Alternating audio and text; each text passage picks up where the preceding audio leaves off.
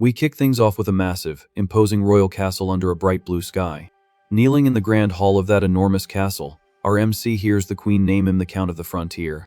Murmurs fill the room as confused. He asks if she did mean Count of the Border. Suddenly, the queen herself demands silence in the hall. Asked if our boy has gone deaf, he quickly stammers that he hasn't. With a stern look, Her Majesty demands to know why he hasn't accepted the appointment yet. Drenched in a cold sweat, our hero realizes he's in some seriously hot water. Not knowing what to do, he mentally screams for his status window, begging for a way out. In total desperation, the kid begs the sovereign to cancel this absurd decree. Furious, the blonde asks if he dares to refuse her will again, but our boy, calling her queen, is simply unaware of this new title. With a killer glare, she questions what he just said. Terrified, he tries to explain himself, repeating the title of Your Majesty.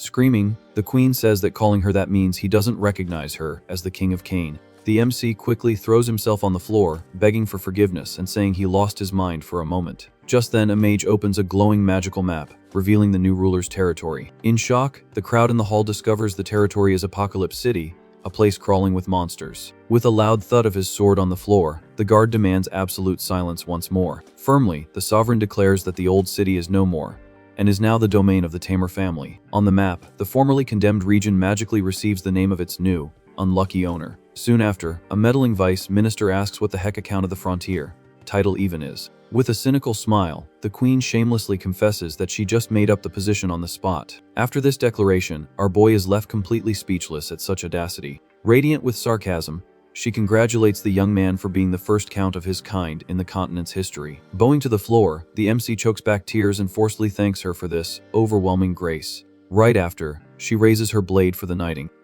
Then she smacks the protagonist on the head with the flat of the sword. A whole different kind of honor. Cursing up a storm internally, he freaks out about the deadly mess he's in, now with a lump on his head to boot.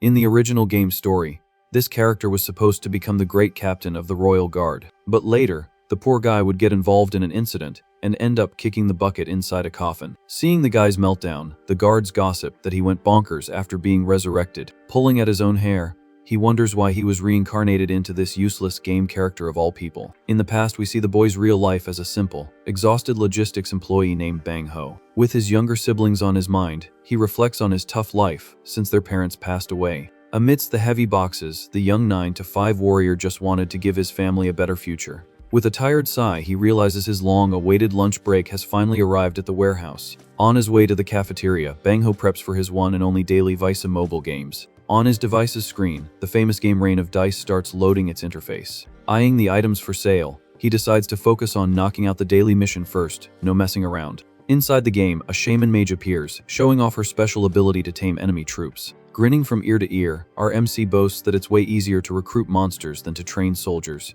Out of nowhere, a giant, brutal ogre appears on the scene, ready to throw down. With a quick click of the tame button, he turns the huge monster into his newest battle minion. Glued to the screen, the kid advances across the map, looking for a few more shaman trolls to capture. Soon after, the victory notice shines brightly, showing he cleared the stage with ease. Surprised by a sudden notification that pops up on the screen, Bang Ho blinks, not understanding a thing. On his phone's panel, a golden alert announces that the defense of the Apocalypse territory has been unlocked. Squinting, he focuses on the screen to try and read the details of that strange quest. Shocked by what he just read, Bang Ho almost drops his phone in disbelief. Suddenly, the system promises to convert his game points into a mountain of cold, hard cash in real life. Blended by greed, he's already calculating how much he'll profit from selling the mystical bonus items. Seeing the hardcore mode warning with no continues, he thinks the rules are actually pretty generous. Thoughtfully, Bang Ho seriously weighs whether it's worth risking it all on this one tempting gamble. Focused on his siblings' future, he hits the participate button with all the conviction in the world. Suddenly, a sinister red light flashes on the device, making his eyes widen in terror. Right below, a grim warning states that failing the mission will cause the player's death in real life.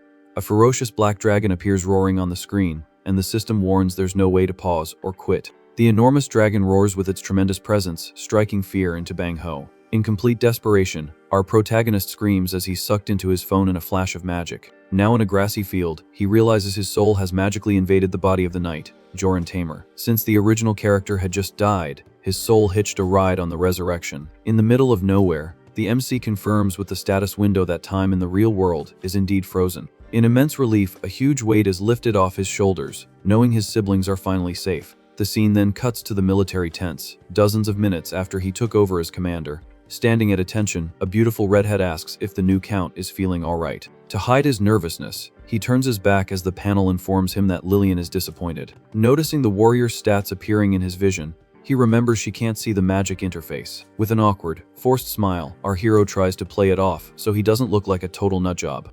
With a pitying look, Lillian comments that the commander spent the whole trip talking to himself about his status. Frustrated, Bang Ho thinks there's no way to explain that he has to shout the commands for the panel to work. Changing the vibe, the vice commander switches topics, asking in a nostalgic tone if he remembers the past. Full of himself, the kid claims he remembers everything since he beat the game with this character a ton of times. Lillian tests him, asking him to repeat the exact words from that day. In his game memories, the little redhead was crying alone and scared in the forest when the boy showed up. It was then that the original Joran appeared, calling out to her. With his hand outstretched, the young Joran invited the small, abandoned girl to follow him toward a new life. With teary eyes, the redhead just watches the young man in silence. Soon, a guard approaches, announcing that the troops are awaiting orders. The vice commander agrees, saying she'll join them right away. With a confident smile, our boy calls the warrior by her name. Surprised, Lillian realizes the young man truly remembered the promise from the past. On the training grounds, the troops are in formation, waiting for the speech. Focused on the panel, our MC notices that the soldiers' loyalty level has dropped drastically. Without the original character's charisma, Bang Ho admits he doesn't have the same silver tongue to motivate the crew. Desperate, he asks for a little spiritual help from the body's former owner. In this decisive moment, he takes a deep breath and musters the courage to speak. In the middle of the troops, an anxious soldier asks what the platoon's fate will be. Firmly, the Lord replies that they are the ones who decide their own future. Scared, the guards whisper about the danger of marching straight into a monster-infested graveyard. In a louder tone, the young man reminds them he could very well be living in luxury in the capital. However, he shouts at the top of his lungs that he'd rather face heck itself alongside his comrades. The system then announces that his words struck a chord, and the troops' morale began to rise. To secure their loyalty, our hero swears that one day he will reward everyone's efforts.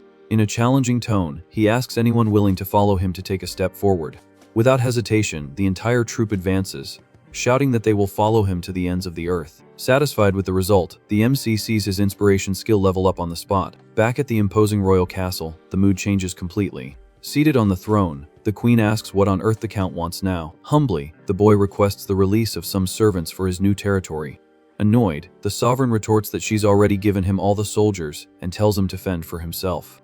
With disdain, she tells the young man to figure out how to get helpers or hire mercenaries. Getting straight to the point, the Lord proposes pardoning prisoners and taking them as his new team.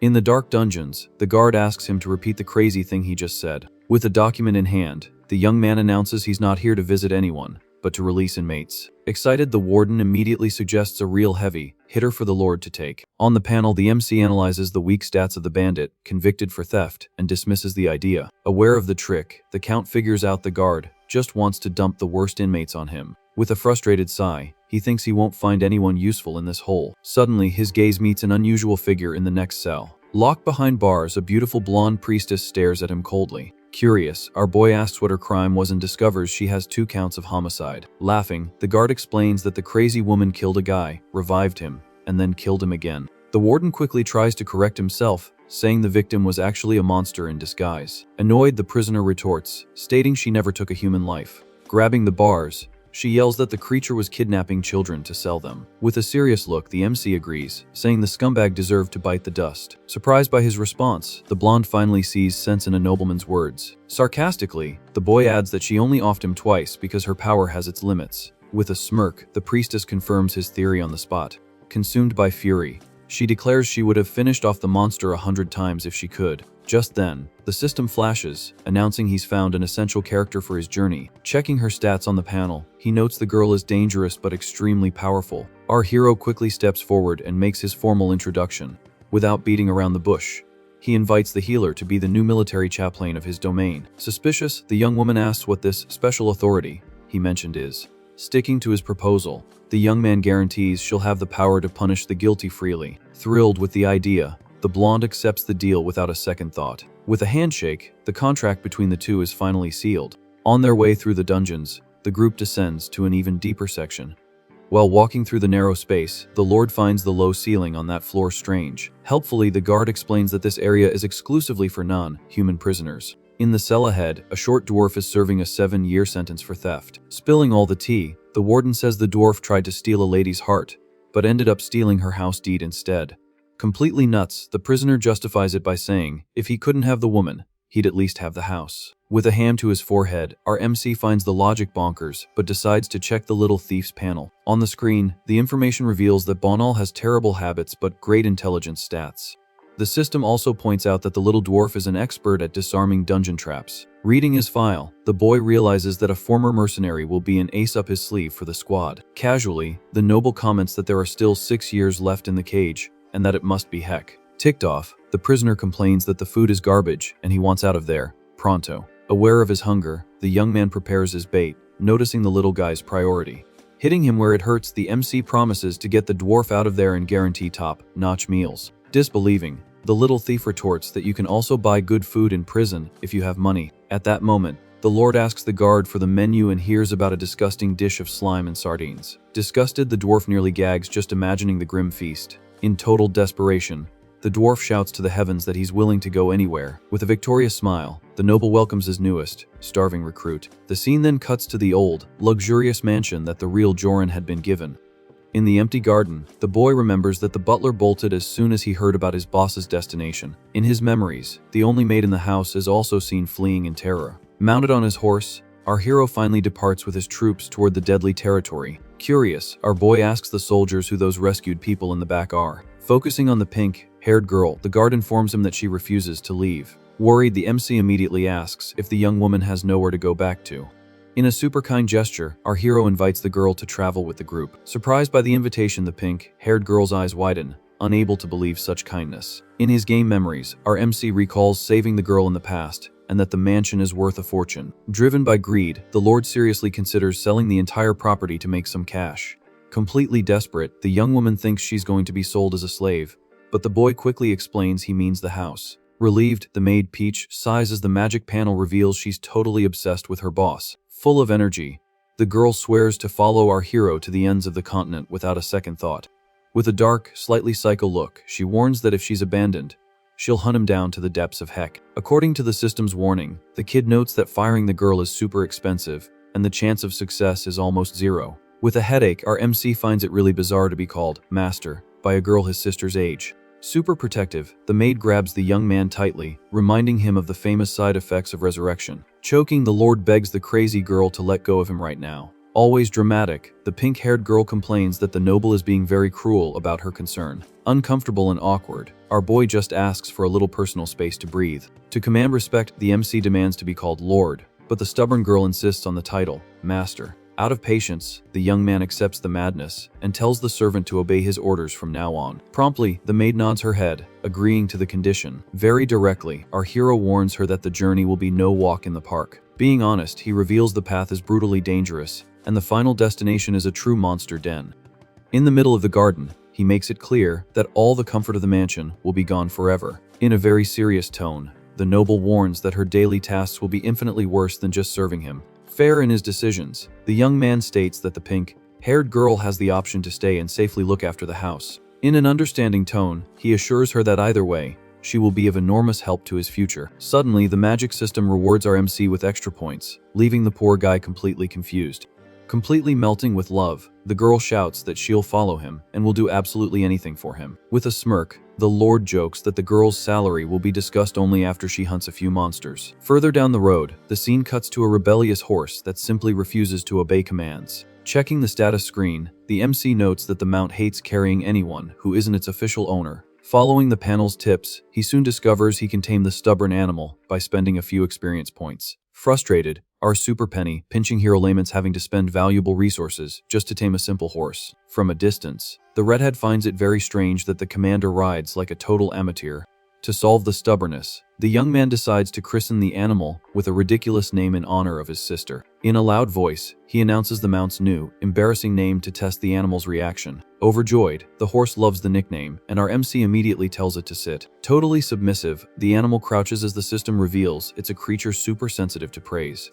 Thrilled with the success of his trick, the commander gives the official order for the march to finally begin. Slowly, the army proceeds along a long, flawless main road that connects the entire great continent. Protected by ancient divine magic, this gigantic route prevents any monster from getting close to the convoy. Completely bored by the monotony, the noble grumbles that this safe path seems to go on forever. Suddenly, Vice Commander Lillian approaches the front of the platoon with a very serious expression. To get the leader's attention, the red-headed warrior says she needs to have a very urgent word with him. At that moment, the boy realizes that the grim rumors he heard in the capital were absolutely true. With no time for his subordinates' rambling excuses, the Lord asks her to get straight to the point of the military report. Focusing entirely on strategy, our hero just waits for the bad news that's coming down the road. Very firmly, the redhead reveals that bizarre creatures are mysteriously appearing on the sacred highway. In shock, the young man questions how that's even possible, if the place is supposed to be 100% safe from beasts. Without many answers, the warrior confirms the serious trouble, saying that even the royal army has been mobilized there. Annoyed by his bad luck, our MC laments the end of the peaceful journey and the beginning of a true logistical nightmare. Awaiting orders, she asks if they will face the danger head on or take a much longer detour. Deep in thought, the boy coldly analyzes the options to avoid wiping out his troop on the very first day. On the magic screen, the two routes appear, focusing on either fighting for rare rewards or fleeing, and losing a lot of time and food. With his eyes closed, the strategist weighs the mortal risk of the adventure against the false security of the detour. Shocking everyone in the cavalry, he turns to Lillian and asks for the very honest opinion of his own vice commander. A bit awkwardly, the warrior dodges the great responsibility, saying she will follow any order from the noble lord. However, the soldier advises the young man to keep his mouth shut about the deadly monsters to avoid causing a general panic. Looking at the civilians and prisoners, the MC understands that fear would cause the entire group's morale to plummet. Going against the grain, he declares with great conviction that lying to his own defenseless team is not a viable option. Despite praising the stealthy tactic, the Lord decides to follow the path of total transparency with the group. Moved by his sudden honesty, the warrior admires the true leadership posture the young man is now showing. Very pragmatic, our MC argues that the terrifying shock of a surprise attack would be 1,000 times worse for everyone. Moving to the front of the troop, he decrees that constant vigilance is the only salvation for everyone present. With a deafening shout, the great commander orders the entire battalion to halt their march immediately in the middle of the road. Straight to the point, he drops the bombshell right away, revealing the presence of bloodthirsty abominations on the road. Immediately, a strong commotion takes over the civilian crowd, but the experienced soldiers try to keep up their tough guy act. With a completely sadistic smile, the blonde priestess celebrates the perfect chance to spill some blood on the very first day. Pale with fear, the little dwarf thief already bitterly regrets accepting the offer to leave his warm prison cell. To contain the budding chaos, the red-headed vice commander demands total silence from the troop on the spot. With an oppressive aura, the boy cuts off the whiny crying, warning that he won't tolerate insubordination from anyone there. Very firm in his final decision, he decrees they will continue on the main path, as the long detour offers no guarantee of safety. Facing the workers, the Lord swears on his own life that he will protect every one of them in the imminent battle. Super sincere, he reminds them that any road in this bizarre world has deadly dangers like robbers and wild beasts. Finally, he gives anyone who wants to flee the option, but warns that staying with the cavalry is their only chance of getting back alive. On the panel, the passive influence skill levels up, easing the crowd's dissatisfaction. Straight to the point, one of the workers demands hazard pay for the imminent risk of kicking the bucket. On the magic screen, the system warns that paying the fee to the civilians will make the soldiers furious with envy. Completely shocked, the Lord realizes that any choice the system offers will screw over the group. Coldly, our hero figures out that the troops would go crazy fighting on the front lines without getting any bonus. Looking at the pink-haired maid, he remembers that the game always offers terrible options for negotiation. In a stroke of genius, the boy decides to create his own creative solution outside the normal rules. In a loud voice, he promises to distribute part of the spoils from the hunted monsters as a reward for everyone. To seal the deal, the noble demands that the civilians build the barricades and defensive traps. With great authority, the Lord reminds them that he is the great count appointed by the queen, and everyone there is his vassal. Super excited, the workers agree to the deal, promising to work their butts off for the coveted coins. To please the cavalry, the leader announces that the guards will have top priority for the kill rewards. Radiant with joy, the combatants celebrate the extra cash they never got in the old royal army. Very proud, our MC notes that he finally has total freedom to reward his team. In the background, the squad's loyalty skyrockets as everyone marches on, smiling with blood in their eyes. Clenching his fist, the Lord celebrates that killing the creatures will protect the people and line their pockets with gold. Immediately, the system congratulates the player for the brilliant solution, increasing everyone's affection. In a deafening chorus, the crowd shouts, "Long live the Count!" with total fanaticism and dedication. After the long march, the convoy finally reaches the famous Western Plains outpost. In a corner, the local residents comment on spooky sightings of trolls wandering through the neighboring village. Nearby, a soldier points to the official government warning for caravans to exercise extreme caution. Very attentive, the young man asks to be notified immediately if there's any news about the beasts. Pausing his walk, our warrior sits on a tree stump, completely exhausted from the journey. Out of nowhere, the pink-haired maid appears, massaging the noble's shoulders with extreme devotion. Finding the scene super cheesy, the lord tells the girl to stop it and find a spot to rest. Worried, the girl thinks the side effects of his resurrection have made the master's personality colder. Complaining about his aching feet, the MC laments not having enough money in his pocket to even buy an old donkey. With tears in her eyes, the maid finds her boss cruel but swears to endure any pain along the way. Full of hope, she promises that one day she will cross the country in a luxurious carriage with her beloved. At the night camp, the men are terrified by the monster's audacity on the sacred highway. Near the fire, a recruit questions how the beasts invaded a road with so many divine protections. In a dark corner, the lord asks for a light so someone can light his pipe and relax his mind a bit. Promptly, the crazy priestess launches a searing spell right at the poor guy's face. With a sudden flash, the flame erupts, lighting the tobacco and nearly toasting our hero's face along with it. Smoking calmly, the healer explains that the barrier only fell because the angels got lazy. Full of sarcasm, she curses the divinities for leaving their sacred duty half done without any shame. Scared, the Lord fears divine punishment, but the crazy woman guarantees she'll resurrect everyone if lightning strikes from the sky. With a sadistic smile, she asks them to keep her ashes in a box in case she gets electrocuted and kicks the bucket. Completely shocked, our MC watches the priestess turn her back as if nothing matters. Leaving the atmosphere incredibly heavy, the blonde mutters to herself sinisterly about the so-called punishment of lightning. Sighing deeply, the boy thinks the gods should focus on the monsters instead of punishing the priestess. Suddenly returning, the healer extends her hand, offering the lord another puff from the pipe. Not refusing the offer, the young man takes the object back for a good drag to calm his own nerves. Savoring the smoke, he reflects that the flavors of real life are fantastic compared to the little game. Getting back to serious business, the leader walks with the blonde, asking for the technical reason for the bizarre invasion. In complete silence, he deduces that the reality of the magical world has suffered a strong and dangerous distortion. Very technically, the healer explains that the sacred stones of the roads simply lost all their energy. Focused on the conversation, she praises the young man's sharp mind, and then asks about his deceased parents. In a somewhat bitter tone, he reveals the fatal accident, and the blonde apologizes for touching on a sore family subject.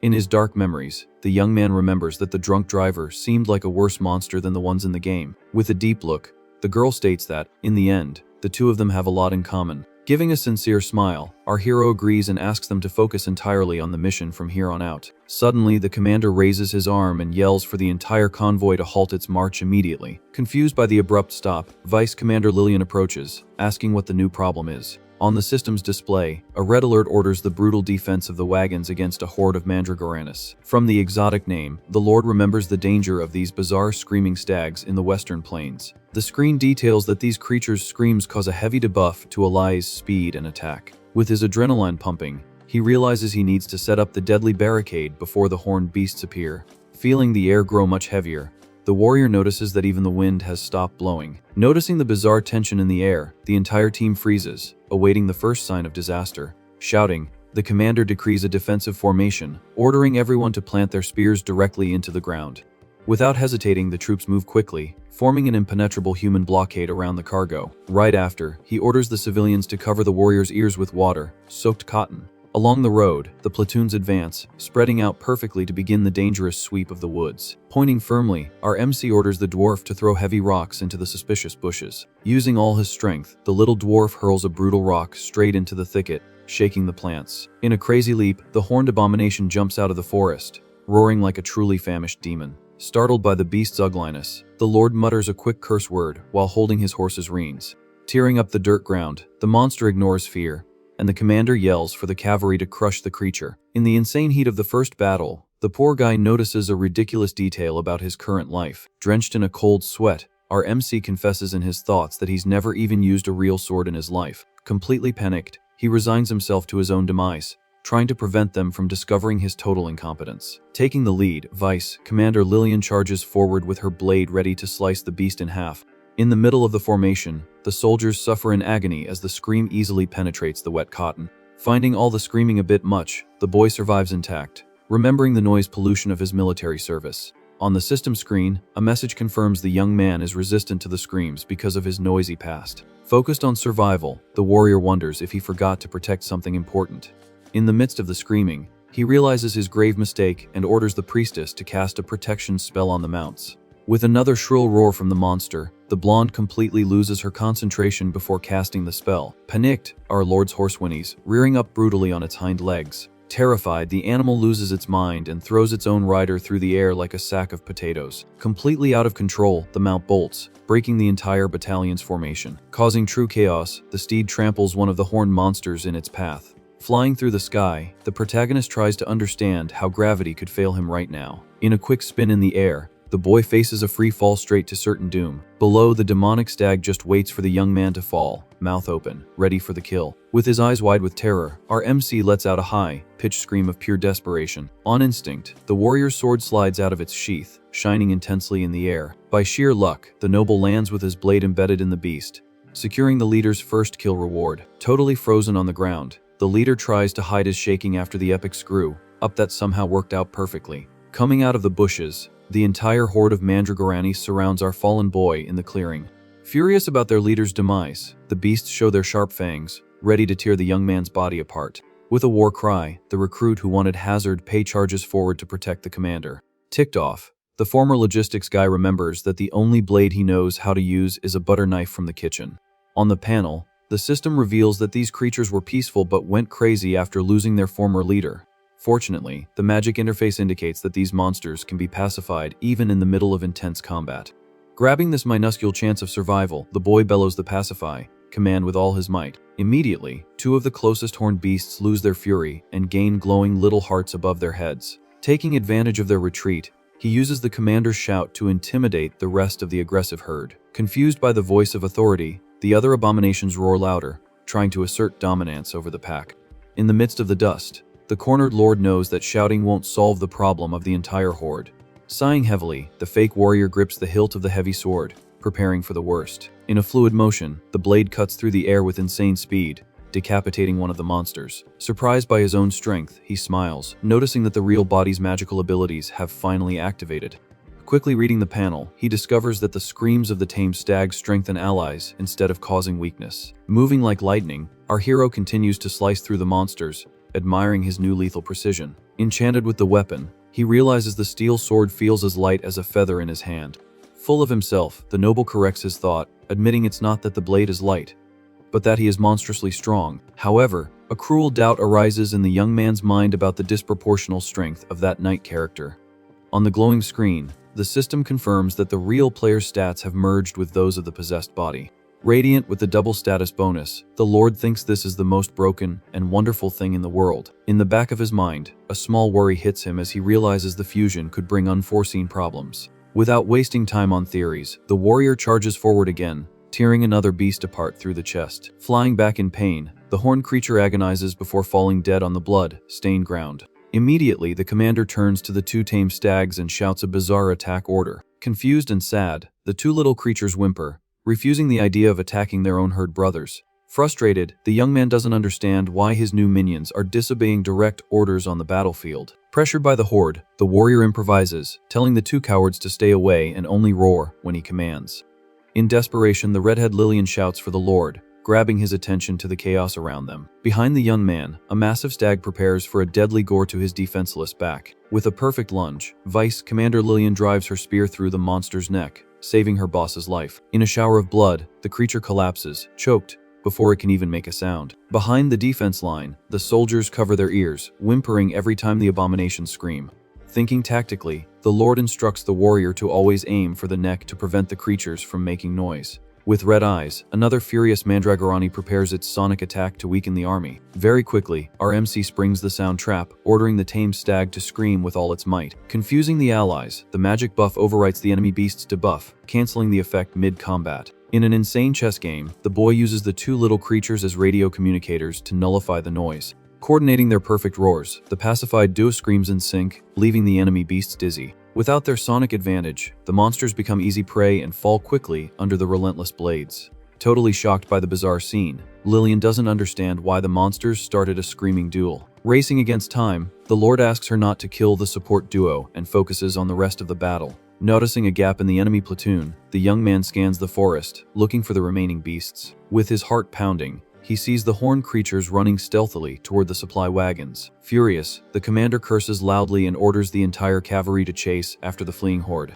Without his own mount, the noble points to the tamed stag and demands the beast become his new warhorse. Trembling with fear, the beast backs away, but the young man deepens his voice, ordering total submission on the spot. Stunned, the red-headed warrior can only watch the madness of her boss mounting a giant demonic stag. In the soldiers' minds, the noble has suddenly become a raving lunatic, far more terrifying than the enemies themselves. Shrugging off the embarrassment, the kid accepts that without money for a horse, even an ugly monster will do as a taxi. Atop the beast, he shouts the command to advance, cutting through the wind to save the defenseless camp. Far away, the protection troop raises their spears, ready for the impact against the swift beasts. Focusing on the wagons, the entire herd roars, breaking the morale of the scared spearmen at the barricade.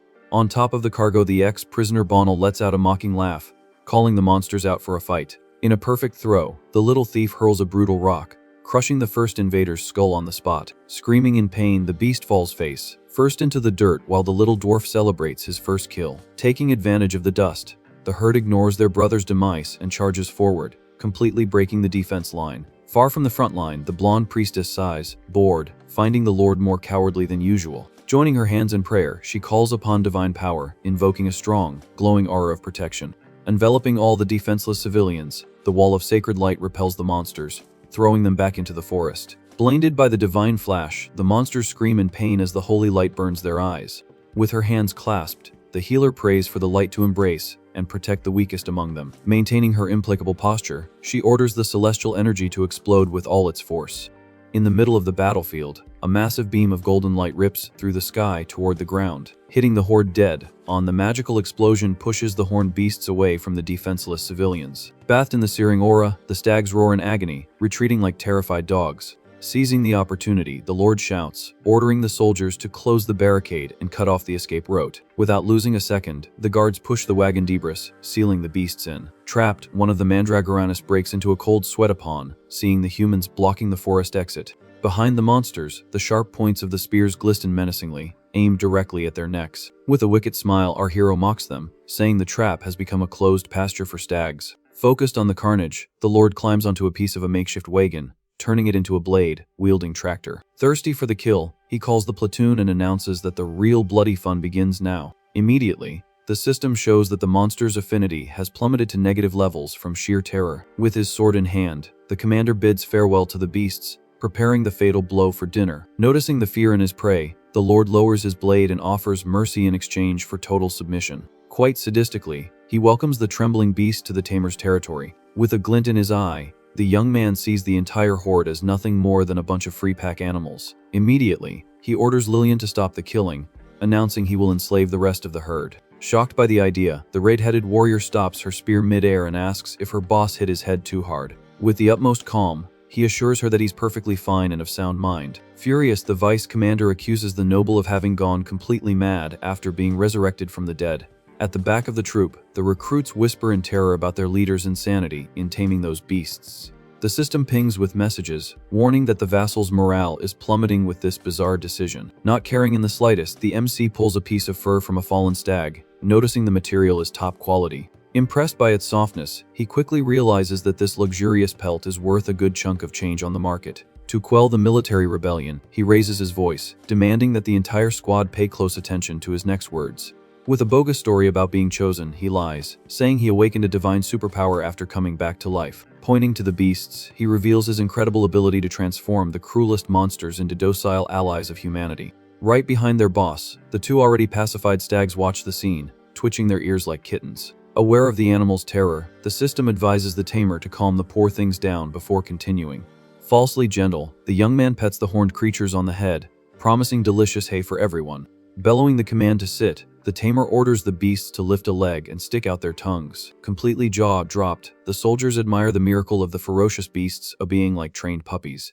Satisfied with his little show, the commander dismisses the animals, telling them all to rest in a corner. Awestruck, Lillian mutters that the demons don't even want to try escaping the camp anymore. Very convincingly, The Lord argues that the new pack mules were a great help in slaughtering the rest of the herd. To secure support, he rips the glowing leaves and sap-filled horns from the fallen carcasses. Holding the gooey pieces, the boy teaches the troop about the monster's bizarre healing properties. Totally convinced by the promise of healing, the soldiers begin to murmur, finding the idea brilliant. Smiling, the noble calls for the maid Peach, immediately asking for a good cup of hot water. Without wasting time, he calls the cowardly recruit to the front of the troop, using the poor guy as a guinea pig. Scaring the poor soldier, the commander lists all his kidney problems and the night sweats the guy has. Thinking the Lord is a true oracle, the recruit has no idea the system snitched on all his ailments on the panel. With the disgusting tea ready, the young man shoves the mug at him, demanding the soldier drink the green potion to the last drop. Sweating nervously, the soldier drinks the bizarre tea in one long, brave gulp. Suddenly, a strong blue light envelops the recruit's body, instantly healing all his pains. Impressed, the guy puffs out his chest, feeling a vitality he hadn't had in many long years.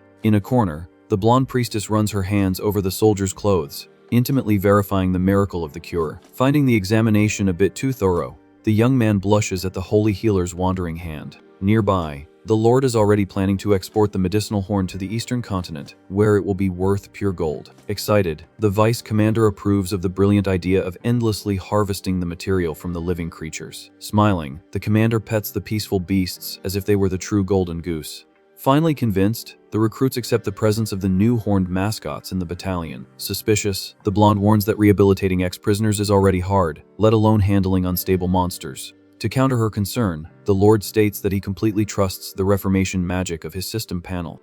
In a mocking tone, the healer says she would love to punish and burn the beasts if the Reformation goes wrong. In a general's shout, the MC faces the beasts and asks point blank if they will attack defenseless humans again. Offering the contract, he promises shelter, good grub, and VIP treatment in exchange for heavy-duty meal service. Whimpering with joy, the entire herd swears loyalty, unlocking a mountain of points for the tamer. Quickly, the magic panel glows, informing him that his taming power has seriously leveled up. With the troop calmed, he asks aloud if anyone else has anything against his new little pack creatures. Absolute silence reigns as the system confirms the mission is complete with a perfect rank and 0 casualties. Pumped up by the great victory, the Lord declares the confusion over and announces a grand feast for the crew. Near the fire, a bizarre piece of purple meat with bulging veins sizzles on an iron spit. Aware of how gross it looks, Lillian finds the idea of a monster barbecue absurd and asks if it wouldn't be better to just burn the carcasses. With a hearty appetite, the commander says that wasting food is a sin, and that he's already ordered the creatures to be grilled. To reassure the group, he promises on his honor that he wouldn't give the soldiers something he wouldn't eat himself. In the back, the old cook grumbles, annoyed with his boss for insisting on making such a weird dish. Checking the master chef's status, the Lord discovers the old man's soups are tasty but look awful. Before the meal, the blonde priestess says a bizarre prayer, asking the angels to bless the sinful beasts. Drooling with hunger, the healed soldier stares at the red meat with disgust, suspecting the dish might be poisonous. Defending the delicacy, the Lord praises the butchering team for properly draining the toxic blood from the horned creatures. Giving orders, the young man informs the head chef that he's taking over the pots and will dictate the exact seasonings. Pouting, the cook accepts the noble's meddling, making several annoying clicking sounds with his tongue. Getting his hands dirty, the Lord demands they urgently separate the fat from the monster's belly. Very technically, he orders all that soft fat to be wrapped directly around the sirloin. Tying it tightly with string, the young man warns that if he hears one more click from the cook, he'll cut his salary. Placing the meat in the stone oven, the commander waits for the fire to do the heavy lifting. At another station, the noble skewers the ribs along with whole onions on the hot iron. To please everyone, he decides the meat will be cooked medium, avoiding any fussiness in the camp. Grumbling under his breath, the old chef lets out another click and almost gets an earful from his short, fused boss. Straight from the wagon, the pink-haired maid pulls out a mysterious jar, making the Lord very curious. Surprised by the discovery, he celebrates seeing soy sauce and laments not having found some good kimchi as well. With the oriental condiment in his hands, the boy feels he can finally season the food the right way. Ignoring the old man's criticism, he says that what matters is that the people in the camp like the final taste. Pouring wine on the meat, the improvised master chef uses horn tea to kill the beast's strong smell. In a hurry, he tells Peach to squeeze the juice from local fruits to sweeten the marinade even more. When the meat comes sizzling out of the fire, the arrogant cook tries to hastily grab a piece. Without mercy, the Lord tells the old man to hold his horses and let the cut rest to keep its juiciness. Finishing it with coarse salt, the commander cuts a generous piece and offers it directly to the grumpy old man. Suspicious, the chef bites into the meat, chewing very slowly to try and find any flaw in its preparation. Bathed in an explosion of flavors, the old man's eyes widen, feeling the meat melt in his mouth. Utterly defeated, the cook apologizes 1,000 times for his arrogance and swears loyalty to his boss's new talent. With the dish's success, the noble's influence skill levels up absurdly fast. At the tables, the soldiers cry with emotion over the unreal tenderness of the improvised barbecue. Satisfied with the show, the lord tells the kitchen staff to devour the rest before it's all gone. In the middle of the party, the entire camp raises a toast, celebrating the day's brutal victory with full bellies. Later, a divine aroma of dark sauce fills the air, making the guards drool all over again. Tasting the secret stew, our MC almost cries with joy at the perfect taste of the Asian recipe. Thrilled, the recruits shout with joy upon trying the famous mandragorani bulgogi. In the giant pot, the broth boils with mushrooms and juicy pieces floating in the dark marinade. With their bellies full, the night falls heavily under the bright light of the full moon, illuminating the camp. Scattered on the ground, the workers sleep like rocks, snoring loudly after all the drinking. Far from the revelry, Lillian walks thoughtfully, trying to understand the bizarre change in her boss's personality. In her head, it makes no sense for the commander to suddenly become a master chef and serve monster meat. In the warrior's memories, the old lord was super picky and would never get his hands dirty for the commoners.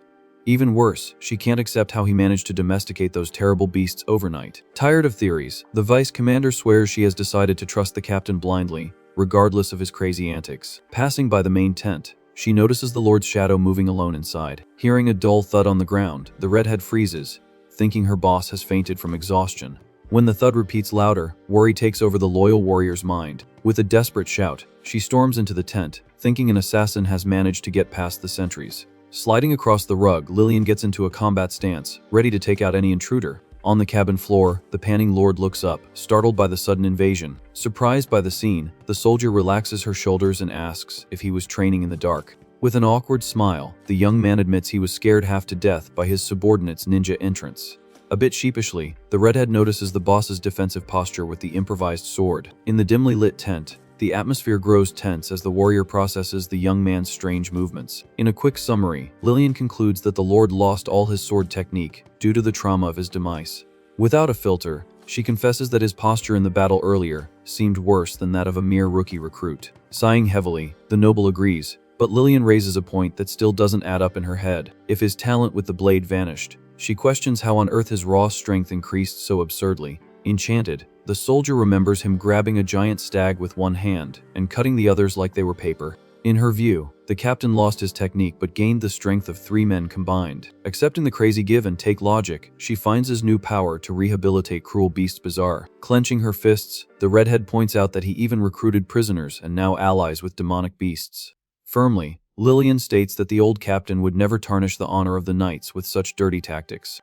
Straight and to the point, the noble retorts that so-called knightly honor is useless if it doesn't keep the people's bellies full. Firm in his new ideals, the boy swears that this bogus honor doesn't protect anyone from certain doom either. Crushed by his argument, the warrior tries to retort, but the young man interrupts her, calling her by her affectionate childhood name. Near the bed, the lord's wooden sword rests, confirming his sleepless nights of secret training. In a sincere tone, he confesses to being just as lost as she is since he miraculously came back to life. Asking for patience, the MC begs for time to adapt to the new, more pragmatic and brutal version of himself. Promising to prove his worth, he demands her trust to be able to lead the group toward the deadly territory. With a smirk, the lord asks Lillian to keep the little secret of his martial amnesia just between the two of them. Sad for having doubted him, the redhead apologizes, thinking she only made her boss's life harder with her paranoia. To make up for her blunder, the warrior tells the young man to grab the wooden sword resting in the corner. Excited for the mission, she announces she will personally train her beloved lord from now on. Outside the tent, the duo improvises a night arena for the master to get his butt kicked by the student. In his old memories, the lord remembers that he was the one who taught the redhead how to fight in the past. Fired up, Lillian swears to pay back all the brutal teachings she received when she was younger, twofold. With his body all banged up, our hero groans in pain on the tent floor after a monumental beatdown. Furious, the maid Peach complains about the redhead's audacity and promises revenge for her beaten master. Exhausted, the young man tells the pink-haired girl to go to sleep too, because dawn is already breaking. To get rid of the clinger, he warns that anyone who stays awake will have to help whip the meat sauce. With the tent finally empty, the lord cries in pain, feeling his muscles burn on the hard bed. Regretting having dismissed the maid, he realizes a massage would do wonders for his back. Looking on the bright side, the fake captain celebrates the chance to at least understand the basics of a real sword. Aware of his own weakness, he swears to master the technique as quickly as possible so he doesn't get offed by the first ogre that shows up. Working up a sweat, the MC realizes that relying solely on brute force with a sword is suicide. Thoughtfully, he dismisses the use of bows, since the platoon has plenty of archers in the rear. Lost in thought about firearms, the boy dreams of the broken idea of using a revolver. He immediately snaps out of the delusion, knowing that manufacturing gunpowder and metal parts from scratch is impossible. Very focused, he decides he needs a devastating long-range secondary weapon to cover his close combat weaknesses. Suddenly, the system flashes a golden notification, unlocking the passive skill, Cannon Folk. With a grin from ear to ear, the fake captain remembers his time in the military, serving in the heavy artillery. On the panel, the interface suggests the territory is rich in rare ores and explosive mana stones. Fiddling with a magic ring, he notes he already has the perfect fuel right at his fingertips. Even with infinite resources, the kid admits he needs to find dwarven engineers and mages to build the super weapon. In his dark game memories, he remembers rejecting some specialist prisoners back in the capital. Very annoyed with his own slip-up, he laments having ignored the engineers because of their low stats. Outside the tent, a desperate guard interrupts the boss's brilliant train of thought. Pale with terror, the soldier shouts that the neighboring villages are being massacred by giant trolls. Without a second thought, the captain decrees a full mobilization to save the civilians from the brutal attack. In the middle of the main street, the Lord comes face to face with the first greenish troll, drooling with rage.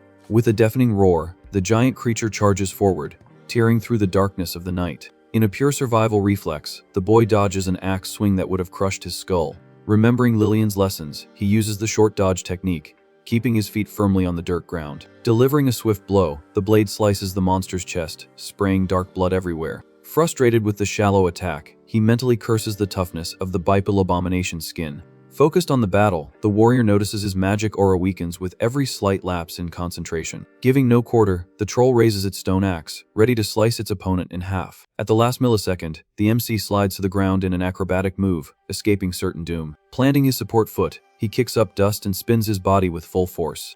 Using the momentum, the captain launches an upward strike, slicing the beast from the bottom up. Quickly, the monster's skin begins to bubble and heal in the blink of an eye.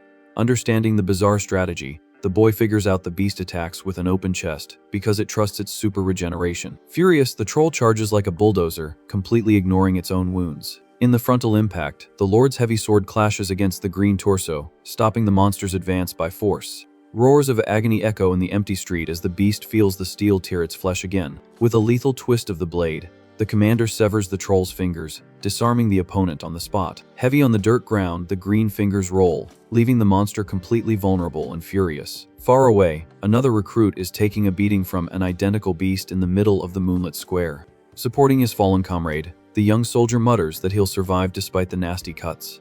Noticing the deep wound, the captain concludes that the stone axe nearly split the boy in two. Without hesitating, the MC remembers to use the fresh blood of the recently slain monster as a makeshift healing potion. On the panel, the system shuts down his genius idea, warning that pure troll blood causes fever and even death in humans.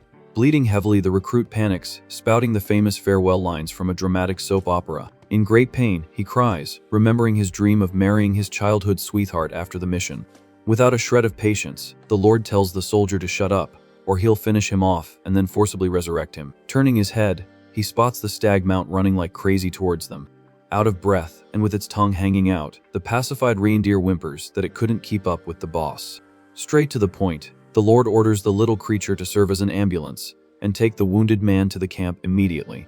Mounting an improvised horse, he demands the troops surround the remaining trolls while he continues alone at the vanguard. From a distance, a roar of desperation catches the commander's attention in the middle of a side street of the village. Flying like a rag doll, a recruit is brutally thrown by the giant beast. With no time to draw his sword, the young man focuses all his intent and shouts with absurd force. In the system, the pacification skill activates, consuming the Lord's precious points in a second. Paralyzed, the troll blinks in confusion, dropping the terrified recruit who was already awaiting certain doom. In a shock, the bizarre spell invades the monster's mind, replacing blind fury with instant loyalty. Dazed, the beast mumbles idiotic questions, not understanding how its murderous instinct suddenly vanished. Up close, the Lord checks the monster's file, discovering the creature has an above-average IQ for its race. Ignoring the green guy's existential crisis, The captain orders the soldier to retreat to the safe zone immediately. With his legs trembling, the recruit blindly obeys, letting the crazy boss take control of the tense situation. Very submissively, the troll stammers, swearing loyalty as it bows to the relentless tamer. At the end of the street, another troll appears, running in confusion, seeing its pack brother talking to a human. With a cold smile, our hero sees the perfect opportunity for his cruel little act. On the glowing panel, he compares the absurd strength of his green ally against the weakness of the newly arrived enemy. Planning a quick and bloodless, if for him carnage, the noble gives the darkest order of the night. Pointing a finger at the newcomer, he orders his new green minion to tear apart his former packmate. In a fit of blind rage, the newly tamed troll charges and pummels its smaller brother without a shred of mercy. With brutal blows, the green beast smashes the other's face against a wall, sending blood flying everywhere. Guttural roars echo through the destroyed village as the two monsters destroy each other in a bare-knuckle brawl. With no chance to react, the smaller troll is brutally knocked out by a precise uppercut under the chin.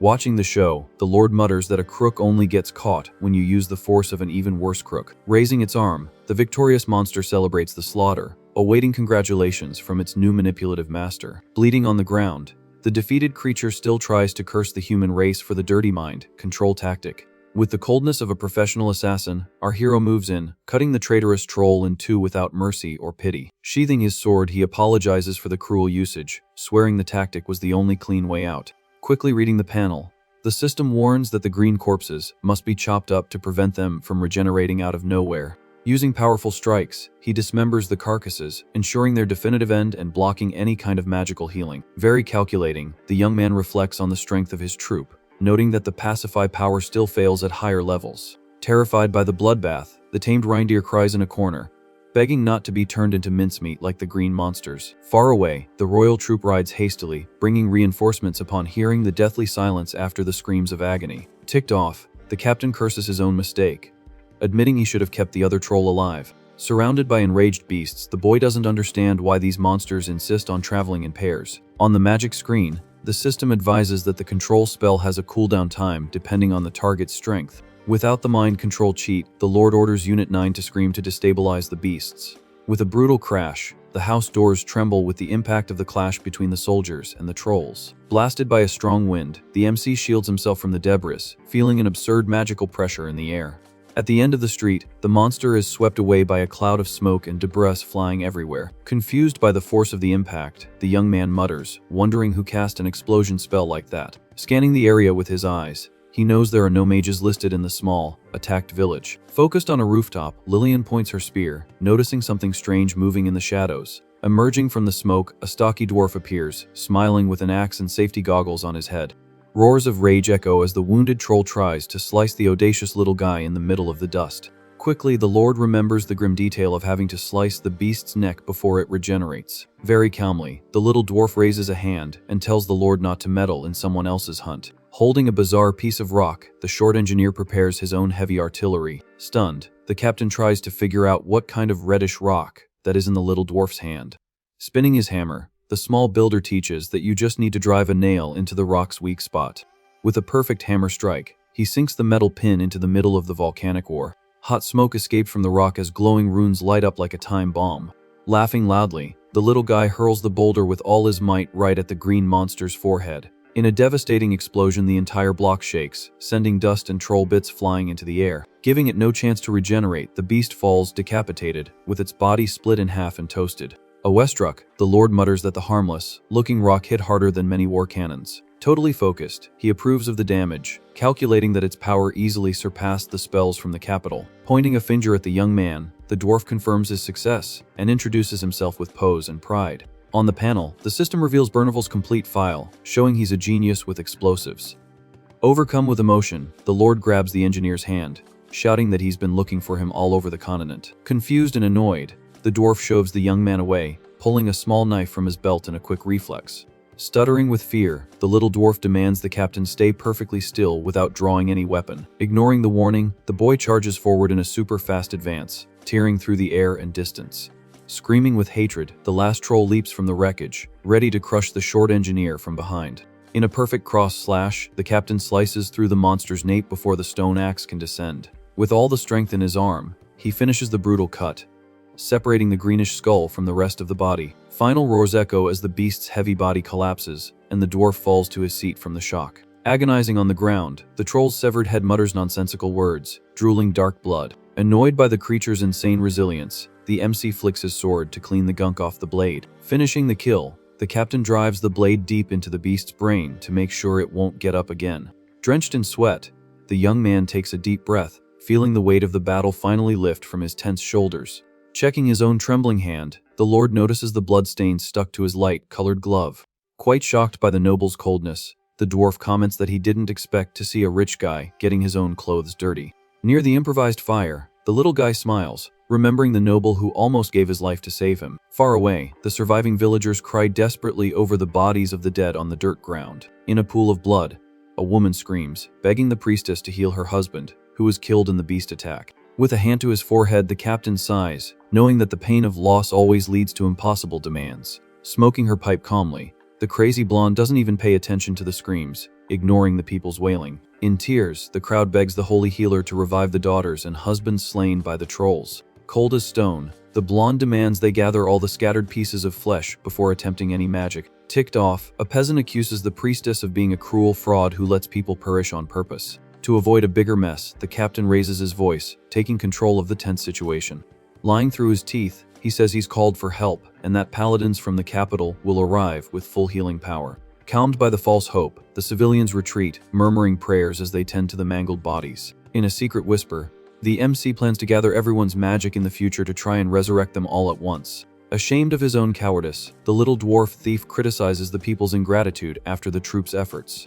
A bit embarrassed, the villagers lower their heads, realizing they took out their anger on their own saviors. Finally, the village leader approaches, thanking the hero lord 1,000 times for protecting what was left. With morale through the roof, the system rewards the captain, once again raising his influence level over the masses. Inside the rust tent, the atmosphere grows heavy again between the noble and the hot-headed dwarf. Shouting loudly, the little guy refuses to call the young man by the title count of the frontier, finding it all rich boy nonsense. Taking offense, the pink-haired maid steps in front and demands immediate respect for the great Lord Tamer. Confused by her audacity, the engineer points a finger in her face, doubting that a simple maid would speak so boldly. Breaking the tense mood, the lord sends Peach to fetch cold beer, smokes, and snacks for the short guest. Realizing his mistake, the dwarf refuses the smoke, completely surprising the noble who had imagined the cliché of a smoking builder. Very seriously, the small engineer explains that the strong smell of smoke ruins his fine sense for gunpowder. Agreeing with his professionalism, the captain dismisses the smoke and asks only for the darkest drink in stock. Sitting on a stool, the lord lowers his head, apologizing for the rudeness of his overprotective maid.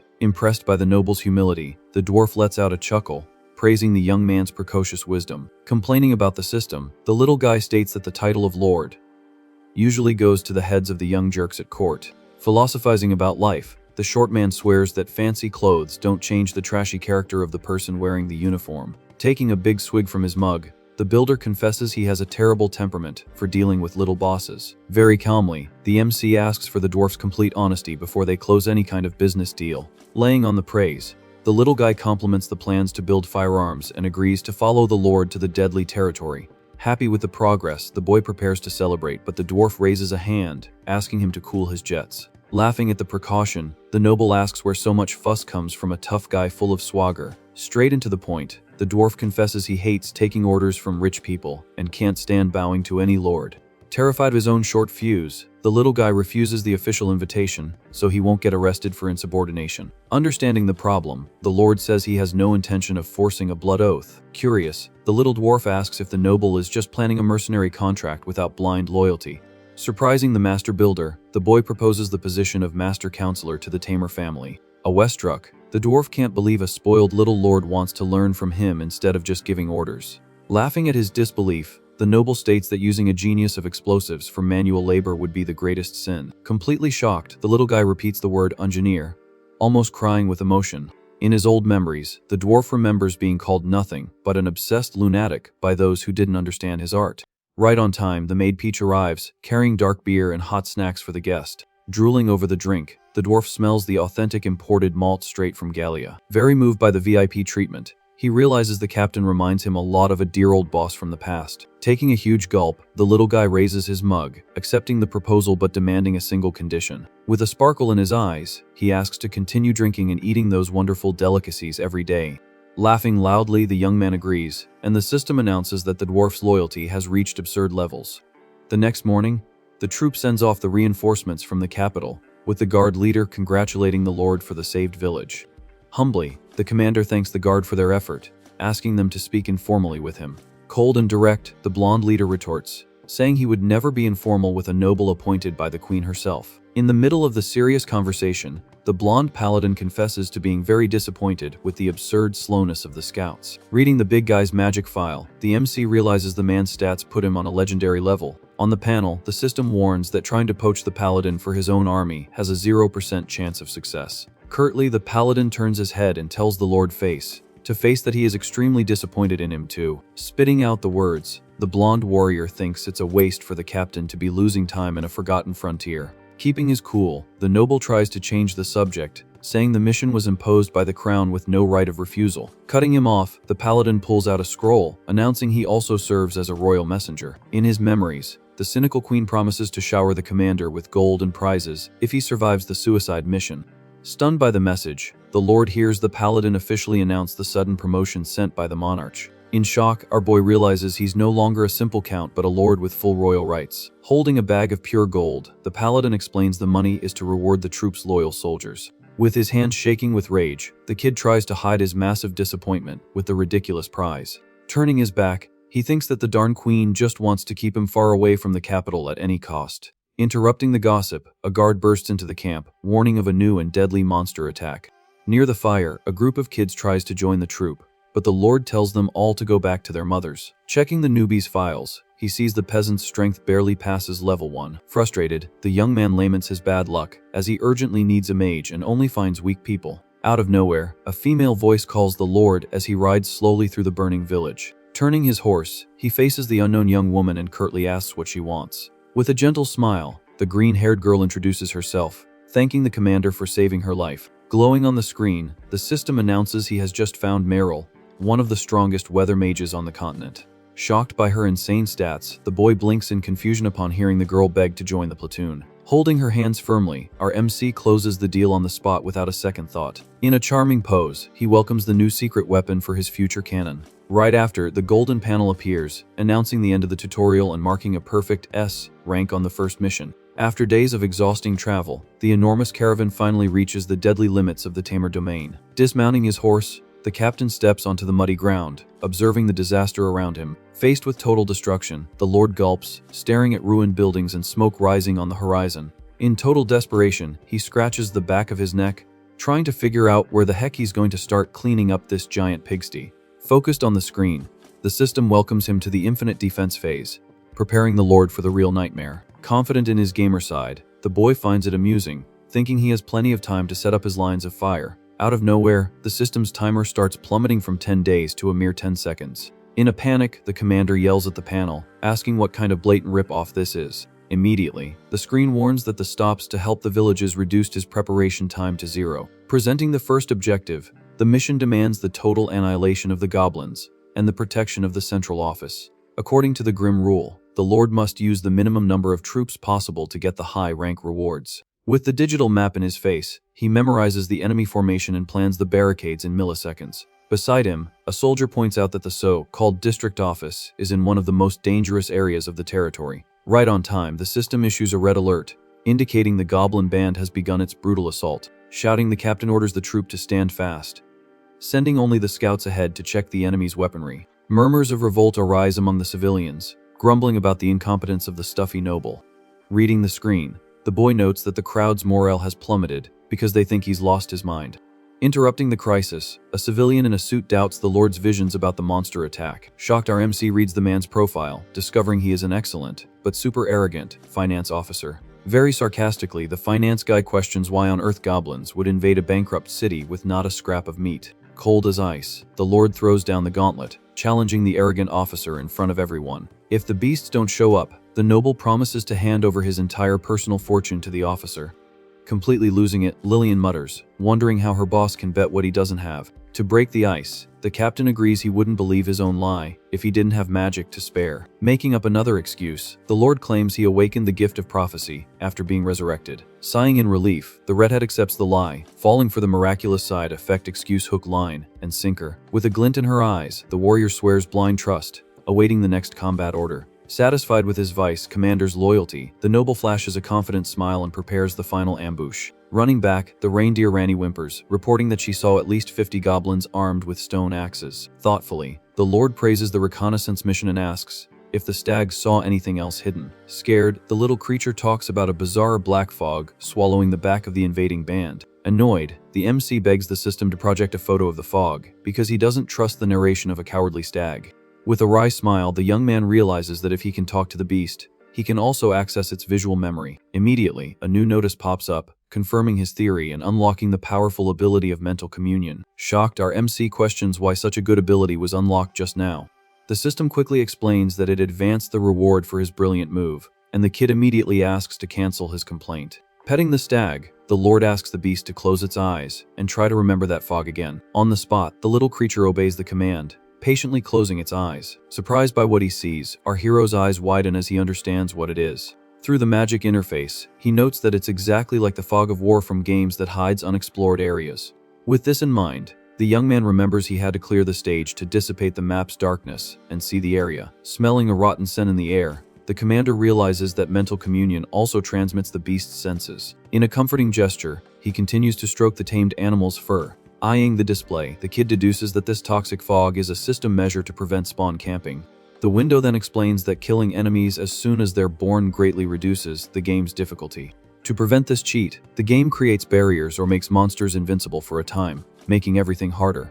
Furthermore, getting close to the spawn point causes massive damage to any allies who try their luck. Smiling confidently, the Lord figures that expanding his defenses will increase his territory, so he immediately orders the troop to advance. Without wasting time, the wagon wheels begin to turn heavily on the dirt road. Along the way, the workers push a cart loaded with raw stones. Side by side, the spearmen march steadily, awaiting the tense moment of combat. Out of nowhere, a loud crack echoes, and the wooden wheel of one of the wagons simply breaks mid-journey. Annoyed by the stop, the Lord asks what the heck is holding up the convoy's march. Getting closer, the commander scolds the recruit for not distributing the weight properly. Analyzing the damage, the noble orders the team to pull the axle first, counting to 3 for a good heave.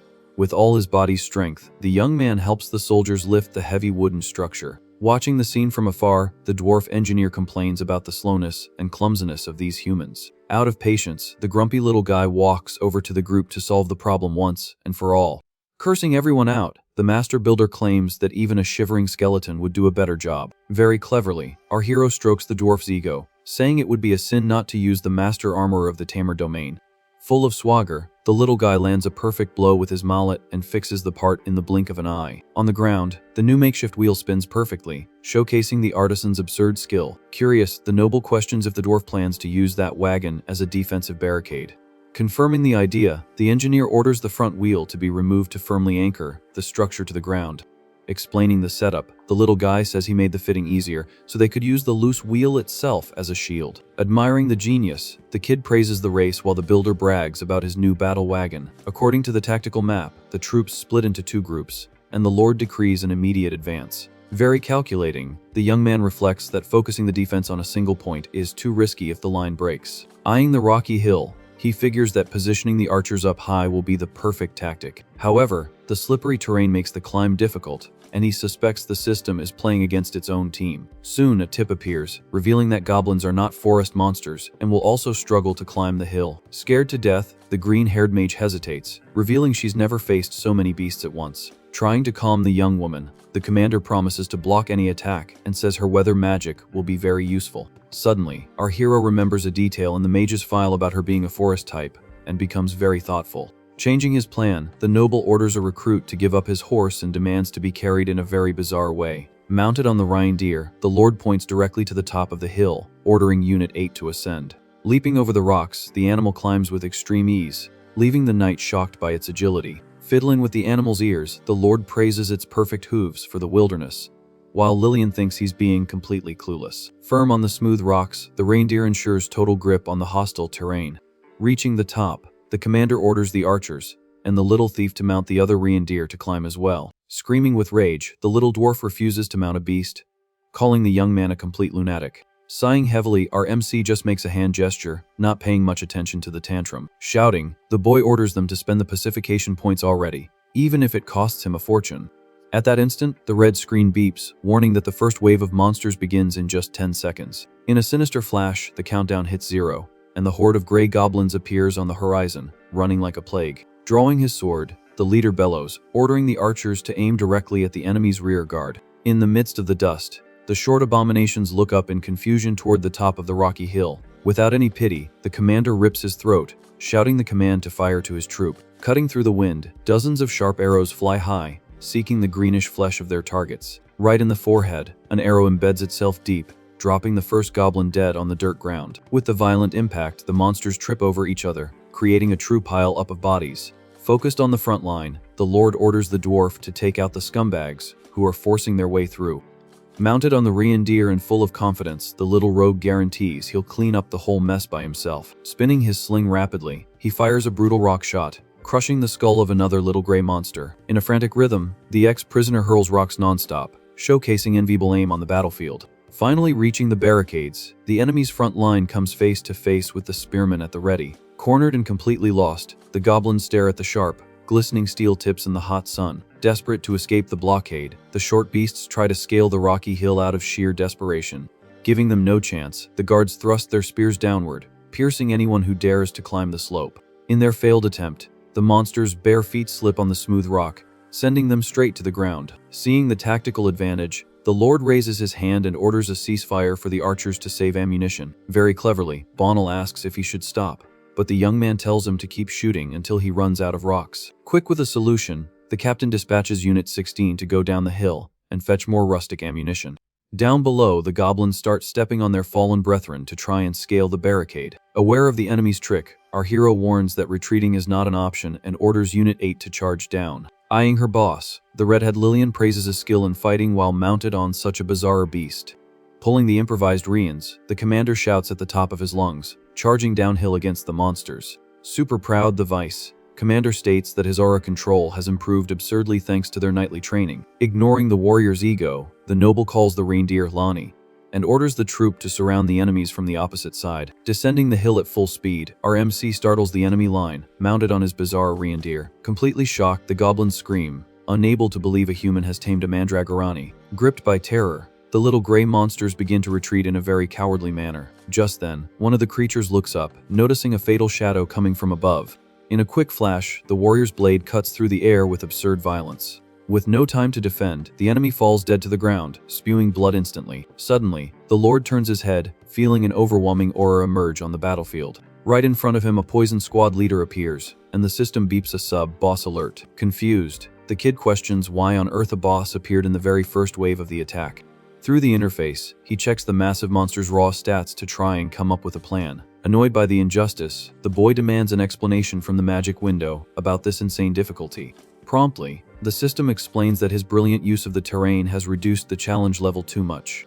Ticked off, the noble asks if he should just let his own troop perish to avoid breaking the game's rules. Complaining loudly, he demands to know why he didn't receive a prior warning about this adjustment mechanic. With a blank face, our hero feels like the status window is shamelessly making fun of him. Focused on the big guy, the protagonist assesses that winning a duel guarantees a free pacification. However, he quickly changes his mind, deciding not to risk his own skin on such a dumb move. Shouting, the commander orders the archers to concentrate all fire on the giant monster alone. Tearing through the sky, a true shower of arrows flies toward the muscular beast. To the squad's surprise, the projectiles bounce off the creature's iron bracers like twigs. Stunned by the defense, the Lord notes that the beast parried the blows while the rogue asks for a target. Furious, the sub-boss spins its brutal club with frightening speed. In a violent reflex, the abomination smashes the rock thrown by the little dwarf in mid-air. Enraged, the captain shouts that the huge monster is using the heavy wood like a perfect shield. Sweating nervously, the dwarf rogue bites his lip, completely frustrated at not even scratching the target. In a frantic rhythm, the rock shots keep flying, but the beast parries them all without a shred of effort. Reassuring his ally, the MC tells him to shoot just to slow down the enemy's steps. Quickly, The leader dispatches Unit 16 to bring the weather mage to the front line. Soon, the green-haired girl appears on the battlefield, startled by the emergency call. Trembling, the young healer faces the blood-soaked scene, completely terrified. With a wavering voice, the small mage asks if the boss ordered her presence. Confirming the plan, the commander demands a devastating gust of wind against the sub-boss. With a shout of effort, the girl swings her staff, releasing only a weak and disappointing breeze. Frustrated, the young man watches the useless little wind hit his face, feeling a lot of second-hand embarrassment. Crying buckets, the young woman kneels, begging for forgiveness for her miserable spell failure. Totally down, the mage calls herself useless as the boy approaches to talk. On the screen, the system explains that magical damage in the game depends on a hidden dice roll. However, in the real world, fear and a lack of confidence drop magical stats to almost zero. Wiping her face, the girl agrees she has no right to cry in the middle of a war. In a super gentle tone, the noble explains that her magic failed because her hesitation blocked its true power. Being understanding, he assures her that any normal civilian would be terrified by this carnage. He then asks the mage to relax her shoulders, as he only needs a concentrated puff of air, not a hurricane. Up ahead, the giant monster continues to stare down the troop, thirsty for blood. Motivating the recruit, the captain praises her talent, stating she's the best mage around.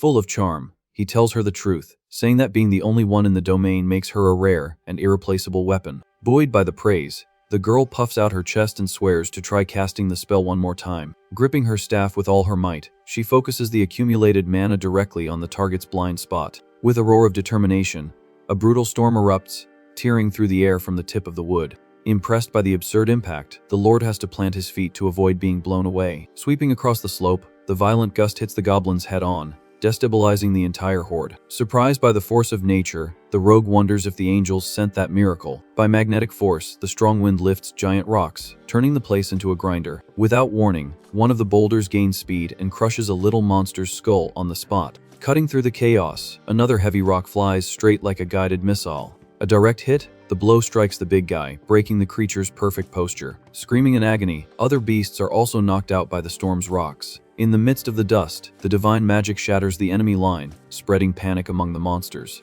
Taking advantage of the black hole in the defense, the lord orders the little guy to throw the surprise package. With impeccable aim, the ex-prisoner hurls a heavy leather pouch straight into the eye of the storm. With a dry pop, the bag bursts, unleashing a dense cloud of white dust over everyone. Alert to the disaster, the sub-boss bellows, ordering the band to get down to withstand the gale. Far away, the wind loses its force as the troop notices the goblins huddling together like ants. Panting, the mage laments not having killed them all, but the lord assures her that her spell was flawless. Seeing the beasts crammed into one corner, the boy gives a dark smile, praising their grouping. Further back, the master dwarf builder holds a heavy tarp, completely out of patience. Grumbling like an old man, the short guy curses the delay, saying he almost dozed off waiting for the order. With a cynical smile, the noble tightens his glove to trigger the final and lethal step of the trap. Brimming with confidence, he announces it's time to introduce the heavy artillery to the little monsters. Pulling the tarp, the duo reveals a wicked mortar cannon, set up in the middle of the dirt. Confused by the machine of destruction, the wind girl asks what that giant iron tube is. Super proud, the MC swears that firearm makes any magic staff look like a toy. Holding a cut blue gem, he remembers receiving this stone as a reward from the crown. On the interface, the system reveals that the relic copies the element and amplifies the wielder's base power. Straight to the point, the commander tells the panel to activate the exact blend he planned overnight. Shining brightly, the gem takes on the attribute of explosive propulsion, ensuring the perfect magic gunpowder for the cannon. Very proudly, the engineers show off the first round stone bullet designed for the newly assembled cannon. Together, the lord and the master dwarf prepare the heavy war machine, positioning it on the edge of the hill. Impressed with the sphere's perfection, the captain praises the precision of the little guy's handiwork. Suddenly, the system flashes, activating the artillery master, passive, making aiming control absurdly easy. Reading the screen, the MC decides to christen the new invention the improvised mortar before the first shot. The interface quickly confirms that the gem has absorbed full energy, and the lord takes command of the firing. Adjusting the parameters on the panel, he sets the word fire as the perfect trigger. Focused on the numbers, the warrior manually configures the energy button from 1 to 100 to avoid wasting ammunition. Through the magic window, trajectory lines appear, showing exactly where the stone will land. With blood in his eyes, the commander aims for the center of the horde and shouts the word fire with force. In the blink of an eye, the precious stone reacts to the order, glowing brightly in its compartment. Soon, a violent boom shakes the earth as the cannon ejects the heavy bullet out of the barrel. Startled by the sudden flash, the mage's eyes widen, not understanding where all the noise came from. On the field below, the goblins stop running, totally confused by the whistling sound cutting through the wind. Breaking the sound barrier, the rock crosses the air like a meteor, its tip catching fire. By pure instinct, the big guy from the poison squad dodges the deadly impact, diving to the side at the exact moment. Super excited, the little guy celebrates the feat, confirming that his crazy invention works like a dream. Ticked off, the short man asks if the Lord still doubted his race's building capabilities. With a smirk, the Lord ignores the little show and demands the real bombs for the second shot. Quickly, the team reloads the cannon's mouth, fitting in the explosive stones created by the Master Dwarf. Tired of hammering, the rogue is reminded that the magic trigger does all the ignition work instantly. In a new deafening shot, the second stone tears through the air with much more force than the first. Cutting through the wind, the round bomb falls right into the middle of the goblin band, lost in the mud. In a titanic explosion, the ground trembles, sending hot earth and bits of flesh flying everywhere. Bathed in fire and smoke, the little gray monsters fly like rag dolls, completely torn apart. Stunned by the scene, the healed recruit whispers, thinking it was the magic of some legendary level mage. With a glint in his eyes, the dwarf smiles from ear to ear, recognizing that the kid was a true tactical genius. Always thinking ahead, the captain asks about the chance of launching smaller explosive pebbles using bows. Furious with the idea, the engineer rants that shooting little rocks is something fancy elves do, not hardcore dwarves. Pounding his chest, the builder swears he can throw any bomb far with pure muscle, without using any frills. Analyzing the options, the Lord explains that throwing by hand takes too much time, and an arm can only handle so much. Enchanted by the explosions, the little dwarf realizes the cannon shoots fire much farther and faster. On to the next step, the commander orders the dwarf to quickly build another barricade on the left side of the terrain. With a furious cry, Lillian skewers an impudent goblin, tearing the creature in half with her steady spear. Seizing the opening, another creature roars fiercely, trying to slice the warrior from behind. In a perfect reflex, the vice commander spins her body, dodging the treacherous axe swing. With absurd force, she smashes the base of her spear right into the monster's mouth, crushing the beast's teeth. Wiping her blade, Lillian sends 2 more enemies to their graves with a single deadly blow. Smiling, the leader approaches and praises the carnage, stating that the platoon can handle it just fine. Sarcastically, the warrior agrees and reminds him that playing dirty with a pack of beasts was never against knightly honor. Taking credit for the cunning, the noble confesses that he taught the dirty tricks the crew uses today. Without wasting time, he decrees the retreat of the first line, warning of the brutal close-range attack. In the back, the spearmen murmur in confusion, trying to figure out if that boom was some long-range spell. Screaming, the redhead demands the entire squad get their heads down and protect their necks as fast as possible. Very confidently, she ignores the soldiers' fear, knowing that the boss's bizarre weapons don't fail. Totally ecstatic, the dwarf holds up a round metal ball, announcing the new toy for the noble. Admiring the piece, the boy notes the holes in the metal structure, checking the weapon's technical details. In a sadistic chat, the captain cites a traditional recipe of a piglet stuffed inside a pig to explain how the bomb works. Drooling with hunger, the dwarf almost has a heart attack and questions the reason for bringing a feast to the middle of a war. Smiling cruelly, the noble announces that the main course of the night will be a nice gray goblin barbecue. Finding the tactic absurd, the little dwarf begs to know where the kid got this crazy idea of putting a bomb in the shell. In his dark memories, the young man remembers his military history lessons where he learned about primitive Korean mortars. Cutting the chat short, he tells the engineer to make bigger holes in the bomb to increase the explosion's lethality. Very calculating, the Lord reflects that he doesn't need an army of healing mages, since the stone recharges itself infinitely. Smiling confidently, he compares the rare gem to a very pure coffee that regenerates energy without needing additives. On the front line, a cowardly recruit cries in the mud, asking if they can get their heads up and fight again. Ignoring the open field, the goblins huddle together, laughing at the escape of the fearful humans behind the wooden wall. Celebrating their false victory, the little monsters pound their chests, roaring for the final attack on the ghost town. At the cannon, the MC focuses his eyes on the sight, calculating the exact shot so as not to explode the bomb inside his own barrel. In a split second, the system accepts the extremely low force variable, preparing the perfect strategic launch. With everything configured, the Lord sets the force to level 10, betting on the purely physical impact of the insane project. Turning the crank quickly, the dwarf firms up the aim, lowering the cannon's mouth to the lowest level of the ground. With a dry pop, the heavy metal ball starts rolling across the battlefield like a deadly bowling ball. Startled by the noise, the goblins retreat only to see a slow ball spinning lazily on the wet earth. Roaring with laughter, the beasts mock the turtle-like speed of the human contraption, doubting any threat. Very stupidly, the little monsters even consider picking up the smooth toy and kicking it back at the commander's forehead. Reading the bomb's file, the Lord reveals the lethal secret of having removed the magic fuse, activating it by physical impact. As soon as the first goblin playfully kicks the iron bomb, a colossal fireball engulfs the entire circle. Roars of desperation echo amidst the flash as shrapnel pierces the thick skin of the entire band. Celebrating with his arms in the air, the boy cheers at the shower of experience points filling the main screen. Very annoyed, the Master Dwarf grumbles, holding the barrel bent by the brute force of the last crazy rounds. Yelling at the short guy, the kid demands he fix the piece, reminding him that the Master Builder is a pro at improvising. With no time to lose, the squad mounted on the peaceful reindeer already forms a single file line to hunt down the fugitive goblins. Thoughtfully, the Lord warns they can't the first wave too long, or it will merge with the second in a fatal mess.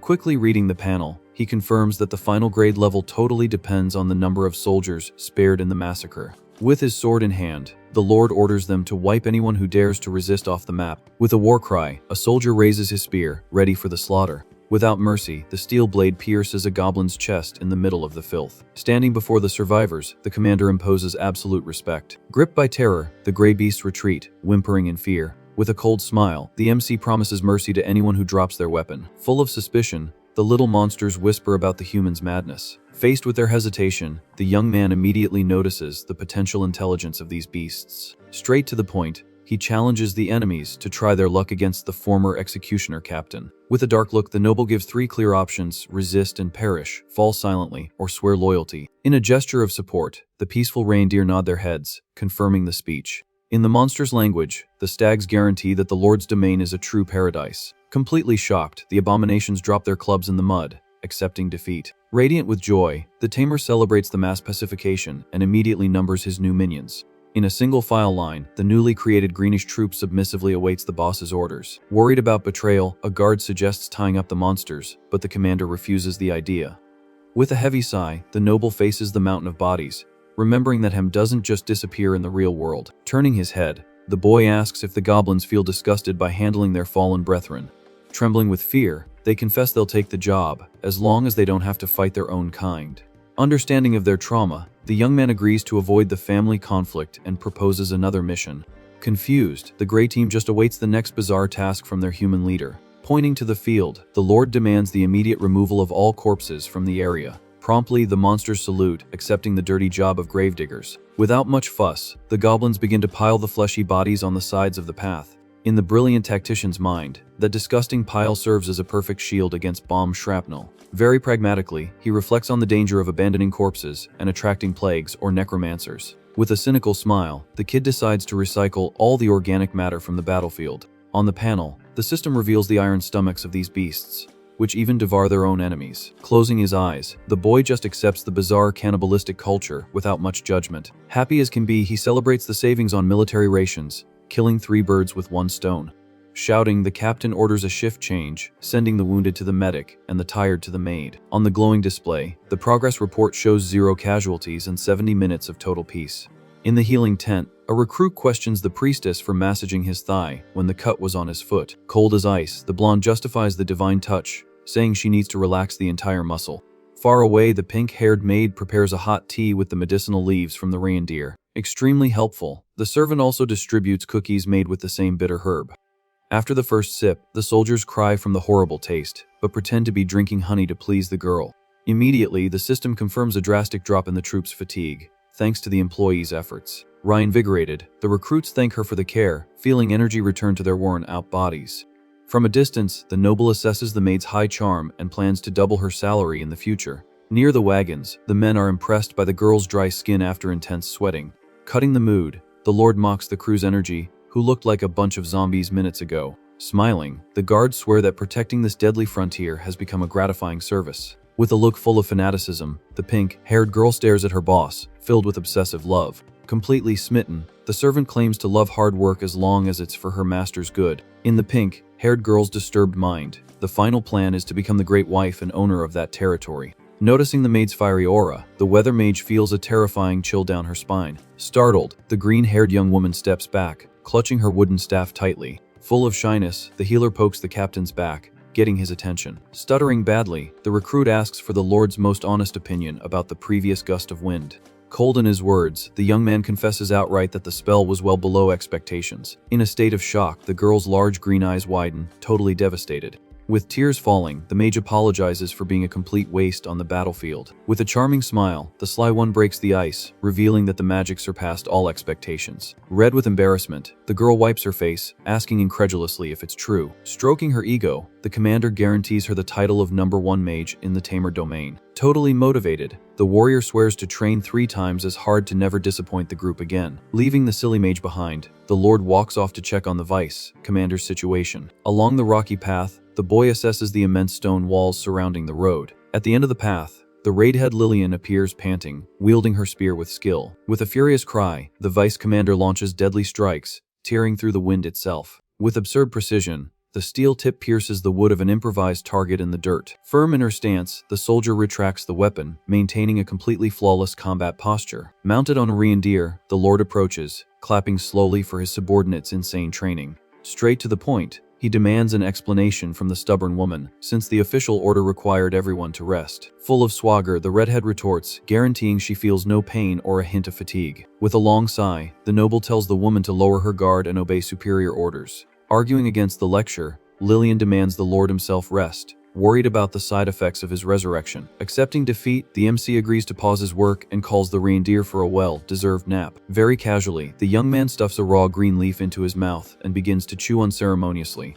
Savoring the healing herb, the capitalist is already plotting to sell the plant for a golden price. Changing focus, the warrior questions the crazy idea of using goblins in construction. With a cynical smile, the commander swears to enslave the new workforce for the growth of his empire. Taking a sip from her mug of tea, the woman dismisses any help from filthy monsters. Bursting out laughing, the boy informs her that her delicious drink is made precisely with the plant from those beasts. Very coldly, the redhead suggests using the captured goblins only as human shields to spare the royal soldiers. Furious at the waste, our MC swears to use the beasts as slave labor since they devour their own trash. Sure of himself, the lord tells his subordinate to rest, as he bets the next attack will only bring weak little monsters again. Suddenly, the magic screen punishes the young man's arrogance, triggering a red alert about the early arrival of elite troops. In the middle of the dark forest, red eyes glow, revealing the lethal advance of new monstrous archers and shield bearers.